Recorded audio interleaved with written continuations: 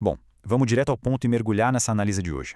A gente vai decodificar como um texto antiquíssimo descreve uma inauguração legal e superestruturada que pegava cidadãos comuns e os transformava em mediadores consagrados.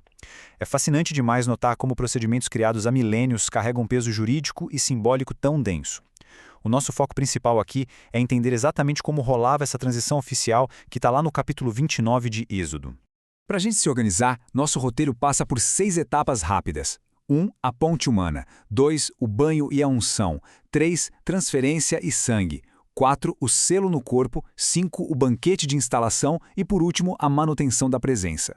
Então, começando logo com o nosso ponto 1, a ponte humana, onde o foco é o pessoal. Olha só, enquanto as instruções anteriores no texto focavam muito no espaço físico, sabe, na construção da arca, do altar e dos objetos do tabernáculo, esse procedimento de agora foca 100% nas pessoas. Afinal, uma estrutura física, por mais magnífica que seja, precisa de pessoas autorizadas para ganhar vida, né? A questão central aqui é que uma transição oficial do estado comum para o estado consagrado era uma exigência legal básica antes que qualquer trabalho pudesse começar. No contexto do segundo milênio antes de Cristo, a gente não está falando de um simples rito religioso, mas de uma cerimônia de posse e de purificação legal. Ninguém acordava e dizia, hoje eu decidi ser sacerdote. Não era assim que funcionava. O status da pessoa precisava ser alterado publicamente perante toda a comunidade. E é exatamente isso que a gente vê no ponto 2, o banho e a unção, que marca a mudança de status. Na prática, a coisa toda acontecia bem ali, na porta da tenda do encontro. É onde a teoria ganha vida em ações visíveis para todo mundo.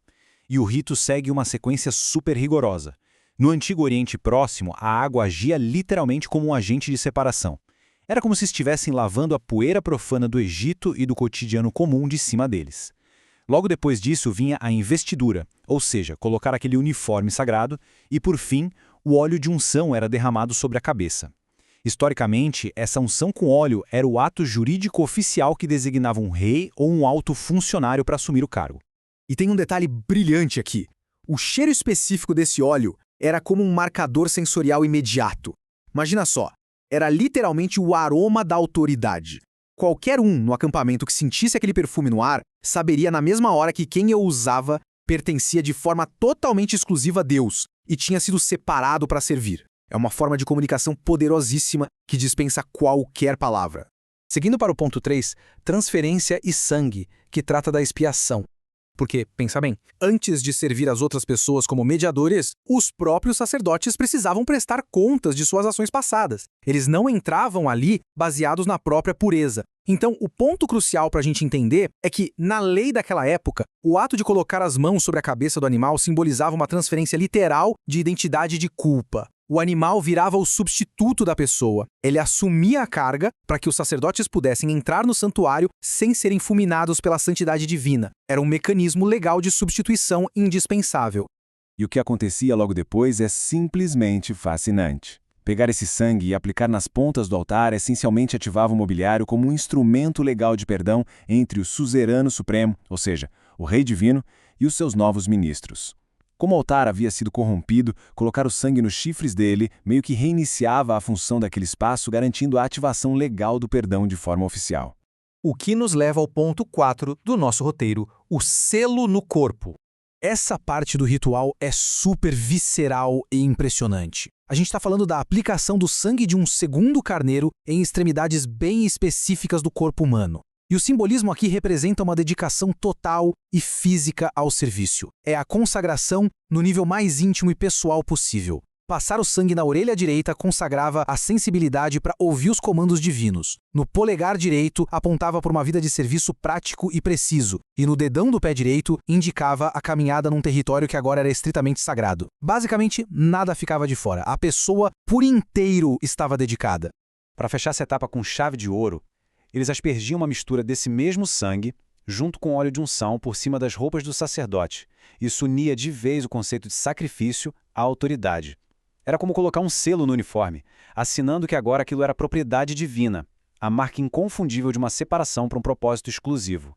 E a gente chega ao ponto 5, o banquete de instalação. A primeira grande fase da cerimônia termina com um ato de confirmação pública, uma refeição compartilhada. Na antiguidade, poucas coisas selavam um acordo de um jeito tão poderoso quanto comer junto. E olha que interessante, o termo hebraico para essa ordenação é miluim, que significa literalmente encher as mãos. Essa definição liga a cerimônia diretamente à jurisprudência, porque mostra que o processo não era apenas sobre preparo espiritual, era sobre atribuição legal de sustento mesmo. Eles estavam ganhando o direito de tirar a própria vida ou o próprio sustento das partes daquele altar. A sobrevivência do mediador estava sendo garantida na lei. Naquela época, comer a carne cozida e o pão ali na porta da tenda do encontro simbolizava literalmente sentar à mesa com a divindade, cimentando que seria uma aliança diplomática permanente. Essa comunhão à porta era o ato final que validava na frente de todo mundo que eles tinham sido aceitos. Nesse contexto legal, eles não eram mais só servos, mas parceiros oficiais de um pacto. Mas espera aí, tem um detalhe que a gente não pode deixar passar. Todo esse ritual exaustivo não era um evento de um dia só. A instrução era para repetir a mesmíssima coisa por uma semana inteira. E isso levanta uma pergunta histórica fundamental. Por que repetir todo esse processo cansativo por 7 dias seguidos? A resposta está todinha na cultura daquela época. No Antigo Oriente Próximo, o número 7 representa a perfeição, a completude e a criação. Repetir tudo isso por 7 dias garantia que essa quarentena sagrada gerasse uma transição absoluta do mundo profano para essa nova realidade consagrada. Não deixava absolutamente nenhuma margem para dúvida de que aquela ordenação estava valendo. E, finalmente, nosso último ponto, a manutenção da presença. O texto faz uma mudança muito inteligente aqui. Ele sai daquela ordenação inicial de 7 dias e foca nos deveres que seriam perpétuos, as atividades do dia a dia necessárias para manter essa nova conexão funcionando para sempre. Isso se dava através do tamid, o sacrifício diário contínuo. Um cordeiro de manhã, outro no pôr do sol. Esse ciclo ininterrupto era a garantia de que o fogo da aliança não iria apagar nunca. É impressionante pensar que, historicamente, esse ritmo se manteve como a batida do coração do acampamento mesmo nos tempos de maior crise e apostasia da nação. Tanto geograficamente quanto visualmente, ver aquela fumaça constante subindo no horizonte e sentir o cheiro do incenso funcionavam como um sinal de alerta 24 horas por dia. Mostrava para todo mundo, de muito longe, que a presença divina estava ativamente governando e protegendo aquele acampamento. Era a prova viva de que o rei estava em casa, habitando no meio do seu povo, cumprindo a maior promessa daquela aliança. Para fechar, o que a gente tira de toda essa análise é de uma profundidade imensa.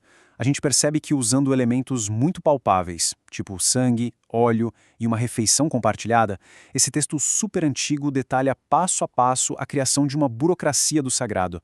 E foi exatamente essa estrutura humana essencial que sustentou a conexão sempre tão frágil entre o humano e o divino por mais de 1000 anos. Porque, no fim das contas, sem essa ponte humana legalmente instalada e purificada, o maior de todos os santuários não passaria de uma tenda bonita e vazia. Fica então a reflexão sobre o peso gigantesco da responsabilidade de quem se coloca nesse espaço apertado entre o sagrado e o comum. E aí, faz sentido para a gente hoje? Fica essa pergunta para continuarmos pensando.